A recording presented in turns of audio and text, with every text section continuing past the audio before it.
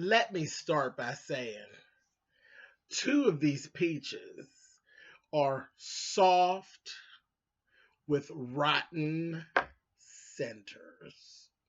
And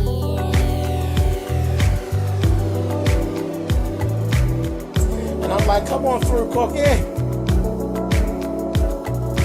I'm going up on my soapbox. That's basically it. Let's talk about drag in all its forms.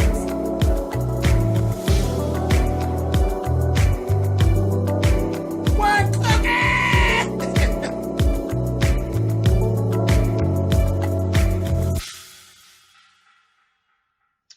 Hey guys, thanks so much for clicking on the video. This is my review for Real Housewives of Atlanta Season 11, Episode 1. Right from the door, I'm on my shit. Two of the peaches, not edible. Not edible at all. Portia, Cynthia. Both of you got on my nerves. Both of you. 1 hour.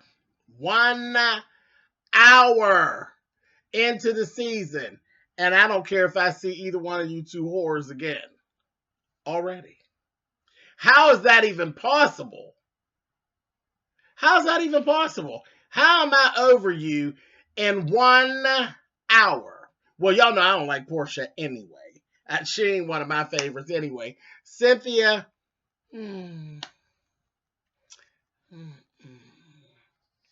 Literally, the best moment I've actually had with Cynthia since she's actually been on this show was when she came down the steps in her wedding gown. And pretty much beyond that, I ain't really cared if she ever showed up again. But, you know, whatever. We deal. She all right. I don't hate her. I don't love her. She's just there. You know, and I'm about tired of her being there at this point. Both of them have new men. And the way that the two of them are acting is ridiculous. It's very silly. It's very juvenile. It's very, I've never had a piece of dick before. Ooh. Really? Portia, are you kidding? You've had more dick than Fruit of the Looms in you, bitch. Are you kidding? And Cynthia, you just goofy in general. Just a mess. Anyway, let's get on into this.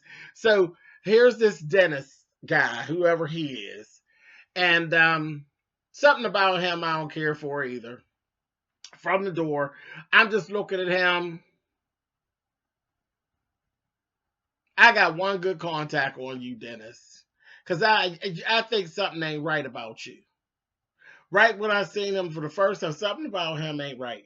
But they say he owns a few lounges. He's the owner of the original hot dog shop, whatever, factory or whatever that is. It's an Atlanta thing. The two of them been together for 5 months. And all throughout the show, all of this talking and this carrying on in this interaction with him and Portia, it's like she's begging him, like you're over exaggerating how happy you are that he chose you. Come on, girl, seriously. I ain't a fan. I don't like you all like that, bitch. I don't care for you like that. I really don't. I don't care for you. I don't trust you, bitch. I think you fake and I think you phony. And you just don't do it for me. But you're a pretty bitch. You're a built bitch. And you are a bitch that don't have to settle for nobody that look like him. Now, if it's about money, I feel you. It's cool. I mean, what the hell? You married Cordell. And we know that was about money. That's cool. But then that's again, you are a bitch that morphs. You morphs. Who is the real Portia Stewart? We don't know who you are. I've been watching this show from the first day it aired. I've never missed an episode since the first day it aired. Bitch, I don't know you. I don't know you to be this person. I know what I know of you that I believed, the parts that I didn't like when you were doing that little sermon and all that, and talking about the gays and all that. That I believed. I believed that. That I believed. When you were done with Cordell and how shady you were and how cutthroat you were and how you threw him under the bus, and then it was all these different things about him that you wouldn't have dared said when you were able to write a check as Portia Stewart. I believe those things. The way that you did Candy, uh-huh, with all that sex dungeon shit, and how you literally threw her under the bus to try to climb up a little bit. That way you did Miss Candy, honey. Yeah, I believe that. Those are the things that I believe about you. The way you treated your sister when it came down to that little business, and how you were acting like, girl, you work for me, honey. Yeah, I believe that about you. But all this giddy, ooh, I don't believe all that, bitch. I don't believe none of that. I believe you're a gold digger from way back. I believe you're a gold digger. Cool. Then, bitch, be that. Be that. But all this old innocent act and all of this, and then that desperation, I believe that. I believe some of this desperation that you're actually showing, but I don't like it. I don't like it, and I don't like you, but I don't even like that for you. I hate that you are presenting yourself like that, because you could be so much more. You could be so much more. When you're over there on the Ricky Smiley show, you're not like that. I believe that. I believe the persona that you actually put forth on Ricky Smiley. I believe that. If that's what you showed all the time, bitch, I might could like you. You do turn a laugh or two over there. But again, see, there's that other little part about you, bitch. I believe that you'll throw anybody under the bus to move ahead. I believe that you will do whatever it is that you need to do in the name of $2. Those things I don't care for, so I would never be able to get with. But just, all that other shit, I can't get with it. Girl, I don't like it. I don't like it. I don't like it. I think you're really selling yourself short, and I feel like you need to get yourself together. And no, I don't like you, but girl, I mean, child, want to like you better, I guess. But girl, you just fuck that, Patty. I ain't got time for you, and I'm done with it. I don't like your boyfriend either, bitch. I don't like your boyfriend. You need to stop begging that motherfucker to marry you. Sitting over there looking like a goddamn ceramic Buddha doll. Motherfucker. He ain't all that. Got some dollars. Got some dollars, but something about him don't sit right. And I'm just going to hold that. Y'all remember I said this. Mm-hmm. I got my good contact on that fucker. Something ain't right with him. You don't even be trying to rush to get married and having babies and that by him. Girl, something ain't down. I don't like it. Moving on. Cynthia. Girl, we like Peter. We liked Peter. And we dealt with you because we liked Peter. Peter was entertaining. Um, you don't do well with relationships. Friendships, none of that. You don't do well. You just seem so thirsty. So thirsty, like you walking around with a sign on your back. Somebody love me. Somebody love me. Somebody want me. Somebody engage with me. Girl, do you know who you are? Bitch, you are Cynthia Bailey. Cynthia Bailey, the model, bitch. That's who you are. To the public. To the public. But then you get up on the show and you're Cynthia Bailey, the dick hungry, begging, whining, frozen fucking grape and champagne drinking fool, honey. I was like, what? I hated that whole thing you did last season with that guy. I don't remember that motherfucker's name. But that bastard wasn't good enough for you, bitch. And you just look like a crazy ass goddamn fool on this show, running behind him, and everybody's proving to you, girl, he ain't shit. Eva come on the show. Eva came on the show in a place where, thank God Eva was pregnant, because being pregnant, I believe, saved Eva Marcel in a whole bunch of people's eyes last season because of the way she came on. The way Eva came on to the show, it was so motherfucking messy. But it was messy, and we didn't understand why she was doing it. But I've been watching her since she was just little Eva, as she began to turn into Eva the Diva. I've been watching her that long. So I think that a lot of it came from a good place. She knew that motherfucker wasn't shit. And she knew your persona in the business as the Cynthia Bailey. That bitch, she wasn't good enough for you. So she kind of put herself out on a limb and said, bitch, here's what you need to know. And then you got a little combative with her, because she did come across a little messy. You're like, bitch, you don't even know me. You don't even know me. But she's seen enough of you, bitch, to see that you was a damn fool. And he was making a damn fool out of you. Now, this guy, not so much. But, I don't see any ill intent with him. I don't see the whole come up thing like with the other guy.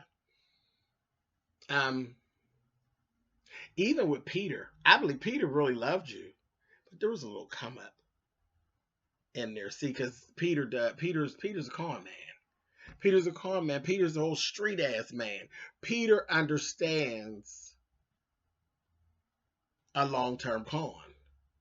And Peter knew that there is a come up to being with the Cynthia Bailey. He understood that. But he really did love you. I don't know how it started off, but he really did love you. And then he was an old bastard with a hot dick. And he was like, yeah, okay, this bitch is fine. I want to stick her a little bit. So, I think Peter's intentions were mostly good, but he understands the value of a long-term con. So, I don't know, girl. Only person that I know of as a male that truly has love for you, who I don't think tries to use you, but they know that you're a goon and doesn't want to be with a goon, is Leon. He loves you just the way you are. He loves you for who you are, and he knows that you're better in the friend zone. But I think Leon is the only man that actually really loves you. But anybody asked me, but I said it. This new guy, I don't know. I don't have any bad things to say about him. He's accomplished. He cool. He good to go. It's been his name's Mike Hill. It's 3 months, and you are just running. You got that cat by the ass and running to marriage. But you said you weren't never gonna get married again. Why are you mentioning marriage? You're making yourself look like a fool. He's a sportcaster for Fox in Los Angeles. You're in Atlanta. You just bought that house and all of that. You talk about all this shit. Like relocation and marriage, and why? You only been known him for 3 months. And you already fucking. I just don't. Girl, I believe that Mr. Hill's going to become bored with you, and then you're going to be shelved. That's what I see. But I could be wrong. Actually, I hope I'm wrong. But that's what I see. So you and Portia have both gotten on my nerves right in this first hour. And I've spent almost 13 minutes on you all. And I'm done. Moving on. Okay. Nene and Greg. This whole thing about took me out. It's really rough to watch Greg going through what he's going through, because I know it personally. This whole thing. As soon as I seen him, Soon as I seen him, I'm like, oh, I got too many personal experiences to not have feelings going through this. And Greg is somebody that I've always really liked, during the show. When Greg and Nene had their little falling out, Greg was making me really, really mad, really, really angry. But I never stopped liking Greg. Greg is just such a likable person. He really is. We like Greg. And that's pretty much across the board. I've never even seen like a lot of posts or a lot of stuff, even when stuff was going where people hate Greg. We like Greg. Greg is just, it's hard not to like Greg. We like Greg, and nobody wants to see Greg, or anybody for that matter. But somebody that you really like and do adore the way we like Greg, going through stage 3 colon cancer. He's had to have an emergency surgery. I just burst into tears when Greg said, he said, at first I was cool and I had accepted everything that was going on. And he wrote that letter and he went to crying. I was like, oh, goddamn. And here we go. And he was saying, his whole thing was, if you're ready to take me, then I'm ready to go. But then, he thought about it for a minute and he said, I'm going to beat cancer's ass. And I just burst into tears. And I'm like, come on, Greg. That's right. Ball your fists up and fight, honey. Fight the big C. You can do it. You can do it and come out on the top of it. And child, we're going to be backing him and pushing and praying like hell. That's just what we're going to do. We like Greg. We really like Greg. And we like Greg for Nene. And we like Greg and Nene together. And the thing is, when we get so mad at Nene, over these years, there's been so many times when we're so goddamn angry with Nene that we could wring her head and smack her all in the back of her neck. And then there'll come up a scene and it'll be Greg and Nene together. And then you lighten up on Nene and it's all because of Greg, because you love Nene and Greg together. And so you end up lightening up on Nene. Greg is a lot of the reason why a lot of people don't just hate Nene.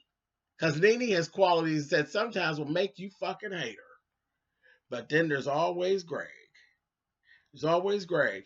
And when you see Nene and Greg together, that's a whole different Nene. That's a relaxed Nene. That is a Nene that actually is confident and not pretending to be confident and coming across being cocky. You get to see the real Nene whenever you see Nene with Greg. So no, Greg is necessary. Greg is necessary. And if the powers that be will lend us more time with Greg, we would love that. We ain't trying to see Greg go nowhere. We like Greg. We hate cancer. And like I said, we would be praying for Greg. And it was just a lot. It was a lot. And it's a lot to go through, and to actually allow someone to film it. It's a whole lot. It's a whole lot, and it takes a whole lot. I loved seeing the prayer circle with their actual friends. They were friends we hadn't seen. So I would say that those are actual real friends and family, not people for show and stuff. So that was actually really good to see. I was cool. I was cool with that. It was good. Eva Marcille. We've seen a lovely little photo shoot with her and her family. They're cute. They're cute. Her and her dude and that pretty little baby and that pretty little girl, they are just cute. They are a cute little family unit. And I'm going to enjoy watching them. Now, Miss Eva, bitch, on 2 separate occasions on this program, you threw a little shade at Miss Cynthia. I don't know if you just can't let go of the little things that went on with you and Cynthia, or if you just don't want to. But Cynthia not that girl. Cynthia she not the girl to fight with. She not. That's just not who she is. It's not who she is. She not even ungoofy enough to keep the fight going. So I'm really certain that you're going to get a chance to introduce Eva the Diva, but it won't be with Cynthia. It won't be with Cynthia. Cynthia will only give you trouble if somebody puts a battery in her back. And as of right now, Nene likes you, so she's the only one that could actually really turn that battery in her back to actually make her start with you. Because that's it. Cynthia not the fighting girl. What would end up happening is Nene put the battery in her back, and Cynthia act up. You tear her ass up, and then you get Mallory. And then you have to twirl Mallory's old ugly ass. And, because Mallory, she come in there swinging and carrying on and acting like the damn Blair Witch. So, that's that kind of thing. You could just let that go. You ain't got to be shading Cynthia. And the little age thing, you don't want to play that game. You don't want to play the, oh, yes, I'm fresh and I'm tight and I'm new. And bitch, you're the old. You don't want to play that game, I promise you. Not with these fickle ass fans from this show. They will flip on you. Do you understand me? Don't play pretty, coy, and young against the fierce old bitch. Don't do that. Don't do that in this setting. Baby, it will backfire on you. I promise you. I promise you. And I love you, bitch. I've been following you around for a long time, bitch. Don't do that. Don't go there with Cynthia with the age difference. Don't do it. Leave it alone. Leave it alone. It will backfire on you. Nene and Portia, them two, they're in a good place. Scenes with Portia and Nene get on my nerves after a while because it's just like, you got Nene egging her on and she's acting all goofy and stupid. And then she put that outfit on. I'm like, look at her ass funking that outfit up. I was like, get them out of here. But they're back, feeling each other and they're cool. Oh, I feel like a big sister. Girl, till you get bored, you'll be back feuding, both of y'all. Y'all both goofy. Miss Candy. She's hanging out with the crew. They're actually getting a ASCAP Golden Note Award. I ain't going to the whole thing. We just seen the shows. They're in a good spot. Escape is actually really still doing the thing, and Candy kind of bounces in and out, and everything's good. Candy has 2 embryos frozen, and they had a little party, and they were talking about her basically having these children. And they asked Riley, and Riley was over it. She said, hell no. I seen how you do with this one. You're gone too much. She's no. She ain't for it at all. And it was so funny because you could tell in Candy's face, her feelings was hurt. Her feelings was hurt, but you asked. And you know how Riley is. You know Riley's ass is dry as a motherfucking graham cracker. And you know she don't know, I don't believe she even know how to color things up for you. Because she dry. And she gonna give it to you just like it come out. Just how it came up in her mind, that's just how it ran out of her mouth. Like, And Candy's little feelings was hurt a little bit, but Riley was like, girl, okay. And then when she said, I said what I said, I said, woo, Miss Riley, honey. Yes, indeed. And she's lost 52 pounds, and she looks great. She really does. She looks great. And she was fine when she was a little chunky. That was fine too. But, she feels good. So I'm here for it. She looks great. I'm still dry. You dry as a motherfucker, And then you getting older now. So now, you used to always say, girl, you dry as a graham cracker. I'll be taking it easy on you. But you getting a little older now. Bitch, you a saltine cracker. Dry the motherfucker. If you just put a saltine cracker in your mouth, just hold it in there with that salt, your tongue will dry out. That's what your experience with Riley is. Drier than a motherfucker. But she got her mother together. I said, oof, okay. Then there was this whole little thing where Portia called everybody and asked them, hey, let's go down to Miami and let's all, surround around Nene at her comedy show and let's surprise her. They had her call Candy. Baby, the shade The Candy Burrs store. I said, Candy, you evil fucking whore. And I mean, it is what it is. And you know, I am very much a grudge holder. So I'm not going to sit here and tell Candy, you don't need to nothing. Girl, if you're mad and you want to be mad, you need to go on and be mad. But don't keep on saying that you're not mad and being mad. Bitch, you're still mad. You are still mad, bitch. And you are acting ugly. When she called you act ugly, the shade was real. Girl, I wouldn't walk to the curb with Candy. Oh, that dry ass shit. I said, bitch. I mean, just as nasty. She was just as nasty, honey. Just tastes just nasty. Just tastes like just a spoonful of vinegar. Nasty. On that phone, I said, And Portia acted all giddy and goofy and stupid. I said, oh, God. So, anyway, that was their whole plan. They was going to go on down. And then, like I said, we got to see Portia in her little birthday shit. And what is all this ring shopping and all this bullshit? Oh, it's just ridiculous. And begging this man to propose to you and all. It just got on my nerves. It just got on my nerves. And the worst scene of all this whole episode, why do we have to watch you do a scene with this little gnome? And we got to sit and watch you all have a conversation while he sits there rubbing in your pussy the whole time y'all are in the car. Do you think I want to see that shit? I was so tired of him rubbing her goddamn pussy. I said, well, what kind of goddamn half of a porno is this bullshit, honey? She's sitting over there looking like an old red-headed X-Men, honey, and he just a rubbing, just a rubbing, just a rubbing. I said,